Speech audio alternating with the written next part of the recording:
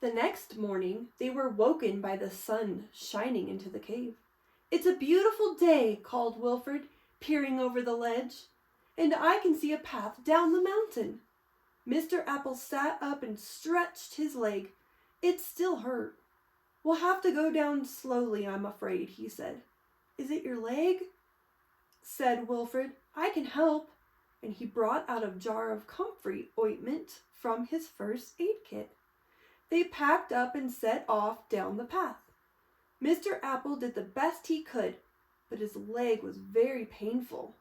He managed to get it as far as the stream, but then he stopped and sat on a boulder with a sigh. "I can't go any further," he said. "What are we to do?" The two mice sat in silence and watched the water swirl past the bank. "Don't worry," said Wilfred, trying to be cheerful. "We'll think of something."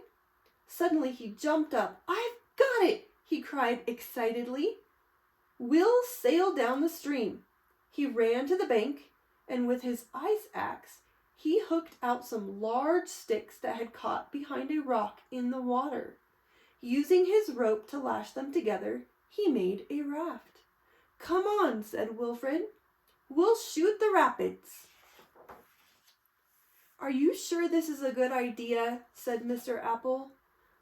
"Wherever will we end up?" "Don't worry," said Wilfred. "It's all going to be all right." Carefully, they climbed onto the raft. Mr. Apple let go of the bank and they were off. They were swept to the middle of the stream as it raced down the mountainside, twisting and turning, sweeping and splashing, careering over rocks and cutting through deep banks. "My hat!" shouted Wilfred. "I've lost my hat." "Never mind that," cried Mr. Apple. "Just hold on tight. There's a boulder ahead."